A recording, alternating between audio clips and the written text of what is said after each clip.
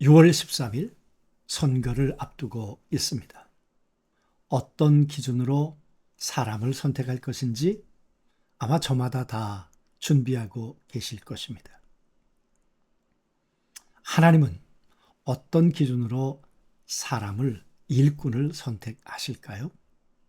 오늘 창세기 41장 1절부터 24절까지 말씀을 통해서 하나님의 방법을 우리가 한번 들을 수 있었으면 좋겠다. 그런 마음으로 오늘 본문을 묵상하도록 그렇게 하겠습니다.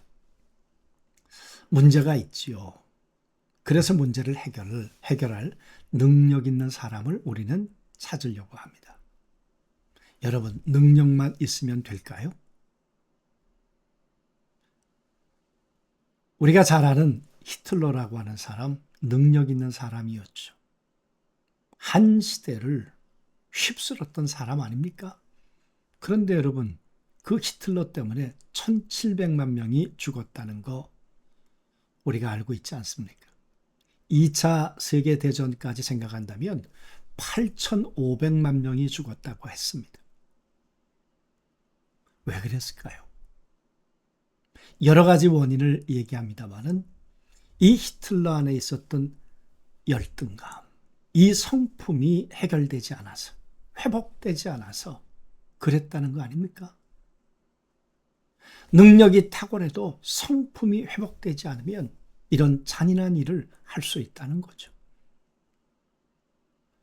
여러분, 능력은 탁월한데 만약 가치관이 잘못됐다면 어떤 일이 벌어질까요? 스탈린이라고 하는 사람 때문에 2천만 명이 죽었다. 그렇게 얘기합니다. 자신과 반대되는 이념을 가지고 있는 사람을 가차없이 죽였다고 했습니다. 그리고 그 사람 안에는 늘 두려움이 있다고 했습니다. 해결되지 않는 이 성품과 이 가치관, 이념, 이 이념이 합쳐져서 그의 능력을 사람을 2천만 명을 죽이는데 사용했다. 무시무시한 얘기 아닙니까? 예수님은 나 죽어 너 살아라 십자가에 매달리셨죠. 그런데 스탈린은 너 죽어라 내가 살겠다 그랬다는 거 아니에요? 여러분, 가치관이 잘못되면 이렇게 사람과 세상을 파괴한다는 거죠. 그런 면에서 오늘 하나님은 어떤 기준으로 요셉을 준비하고 세우고 계셨을까? 그 말입니다. 오늘 8절 말씀해 보면 바로가 사람을 보내어 애굽의 모든 술객과 현인들을 불렀으나 그것을 바로에게 해석하는 자가 없었더라. 요셉이 감옥에 있는 동안에 세상이 뒤숭숭해졌습니다. 바로가 꿈을 꾸었는데 아무도 그 꿈을 해석해 줄 사람이 없었습니다.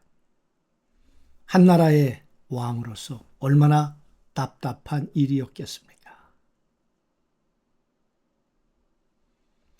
여러분, 그때 어떤 일이 벌어졌을까요? 이렇게 말합니다. 그때 술 맡은 관원장이 바로에게 말하여 이르되 내가 오늘 내 죄를 기억하나이다. 여러분, 이게 무슨 얘기입니까? 요셉이 감옥에 있는 동안에 감옥 동기가 있었죠. 술 맡은 관원장과 떡 맡은 관원장이었죠. 이 사람들이 꿈을 꾸었는데 해석을 못했습니다. 그때 두 사람에게 해석을 해 주었습니다. 한 사람은 죽겠지만 한 사람은 살아서 나가게 될 것입니다. 그런데 여러분, 그 해석대로 되었습니다. 그때 요셉이 부탁했습니다. 나가면 날 좀 풀어달라. 나는 억울하다. 그런데 여러분, 2년을 잊고 살았습니다. 바로가 이 꿈을 해석하지 못할 때 사람들 바로 앞에서 그때 이게 내 죄구나. 내가 잊고 살았었구나. 그리고 바로에게 이야기를 했죠. 그랬더니 바로가 사람을 보내어 요셉을 부르매 그들이 급히 그들을 옥에서 내놓은지라. 하나님이 요셉을 이런 사건을 통해서 감옥에서부터 바로 앞에 지금 세운 것이죠. 얼마나 두렵고 떨리는 자리였겠습니까? 만약 해석을 한다면 바로 앞에서 요셉이 살 수 있었겠습니까? 바로 앞에 꿈을 해석해 주었습니다. 그리고는 이렇게 말합니다. 내가 아니라 하나님께서 바로에게 편안한 대답을 하시리이다. 내가 꿈을 해석하는 것은 내 능력이 아닙니다. 하나님이 주시는 지혜를 가지고 내가 당신에게 답을 할 것인데, 그리고 하나님이 주시는 답이라면 당신은 샬롬을, 평안을 얻게 될 것입니다. 그러니까 요셉은 나의 능력이 내 것이 아니라는 거예요. 하나님의 것이라는 거예요.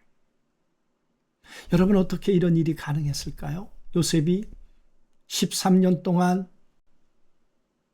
노예로 팔려오고 노예로 살면서 감옥에 있는 동안에 하나님과 별개로 살았다면 이런 일이 일어날 수 있었을까요? 얼마나 하나님과 친밀하고 하나님의 음성을 듣는 일에 예민하고 그리고 민감했기 때문에 이런 일이 벌어지지 않았겠는가 그 말이죠.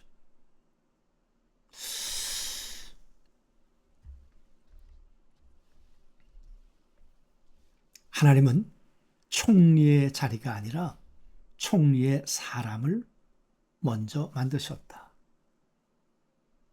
보디발의 집에 노예가 되어서 살았습니다. 그런데 지나고 보니까 그곳에서 행정과 질서를 배우게 되었다. 요셉이 능력을 갖추게 되었죠. 깊은 감옥에서는 정치와 세상 돌아가는 이야기, 경제 이야기, 인간의 고통과 문제, 이런 것들을 요셉이 습득하게 되었다는 거죠. 13년의 고난을 통해서 하나님을 깊이 교제하는 동안에 내 삶 속에 관여하시는 하나님의 주권자, 그 하나님을 만나게 되었다는 거죠. 여러분, 이 요셉의 이야기는 절대 주권자이신 하나님께서 하시는 일에 인간 요셉이 성실하게 반응했기 때문에 13년의 세월은 스토리가 되었던 것입니다. 요셉이 스펙을 내놓는다면 뭘 내놓을 게 있었겠습니까? 노예가 된 것, 가나안 출신, 감옥에 있는 전과자, 여러분, 그 스펙으로 총리가 될 수 있었겠습니까? 아니지요. 이 모든 과정 속에 하나님과 함께 했던 스토리가 오늘 요셉을 요셉되도록 만들어 주었던 거죠. 요셉의 13년은 실패의 시간이 아니었습니다. 하나님의 형상이 회복되는 시간이었습니다. 그에게 속성, 능력이 회복되는 시간이었고, 그리고 내가 아니라 하나님의 절대 가치관, 하나님이 하시는 세계관을 그는 바로 발견하는, 고백하는 시간 13년이었다는 거죠. 만약 상처와 교만이 그대로 남아 있었다면 그는 파괴자가 되었을 것입니다. 하나님의 형상이 깨어져 버렸다면 말입니다. 하나님에 의해서 그는 다시 하나님의 형상이 회복되어졌죠. 그래서 지금 하나님은 자신만만하게 요셉을 바로 앞에 지금 세워놓고 계시는 거죠. 그의 성품은 어떻게 변했는지 우리는 나중에 형과의 만남에서 우리는 확인하게 될 것입니다. 여러분, 우리 한번 생각을 해보면 하나님의 손안에 있었던 사람 요셉. 13년 전 요셉은 형들의 미움 속에서 산산이 깨어진 거울 조각 같았죠. 웅덩이와 노예 생활, 그리고 감옥의 시간, 그의 형상은 완전히 부서질 수밖에 없었던 것처럼 그렇게 보였죠. 그러나 하나님은 그 깨어진 조각들을 버리지 않으셨고 보디발의 집에서 행정을, 감옥에서는 사람과 권력과 통치의 무게를 배우게 하셨고 고난 속에서 내 삶은 하나님의 손이 아니라 사람의 손이 아니라 하나님의 손 안에 있다. 이 절대 주권을 믿는 믿음의 사람, 그리고 그 믿음 안에서 성실하게 살아냈던 요셉, 하나님이 주시는 능력 가운데 꿈을 해석할 수 있었던 그 요셉, 하나님의 형상이 회복된 그 사람, 성품도 속성도 능력도 가치관도 세계관도 세워졌던 그 사람, 그 사람이 오늘 바로 앞에 당당하게 서게 된 것입니다. 여러분, 우리 처음 말씀드렸던 것처럼 오늘 이 시대에 어떤 사람이 필요하겠습니까? 하나님은 어떤 기준으로 사람을 선정하실까요?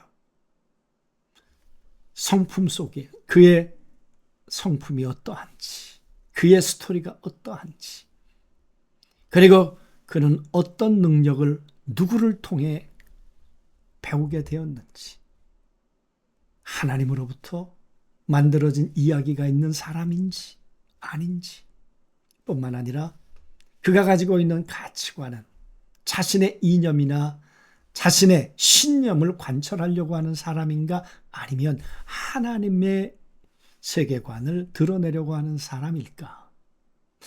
여러분, 우리 한번 생각하시면서 기도하시면서 사람을 선정하는 기준을 하나님으로부터 오늘 배우는 그런 시간 꼭 되었으면 좋겠다 싶습니다. 우리 같이 기도하시죠.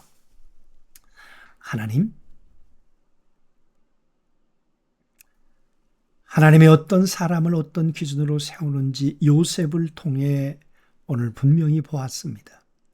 상처가 회복된 사람, 하나님에 의해 능력이 갖춰진 사람, 그리고 자신을 드러내는 것이 아니라 하나님의 주권을, 하나님의 능력을, 하나님의 세계관을 드러낼 수 있는 사람, 이런 요셉을 세상 가운데 바로 앞에 세워주셨던 것처럼 오늘 우리도 이 세상의 일꾼들도 그렇게 하나님에 의해서 다듬어진 사람들이 나라와 민족을, 이 지역을 섬길 수 있도록 하나님 도와주옵소서.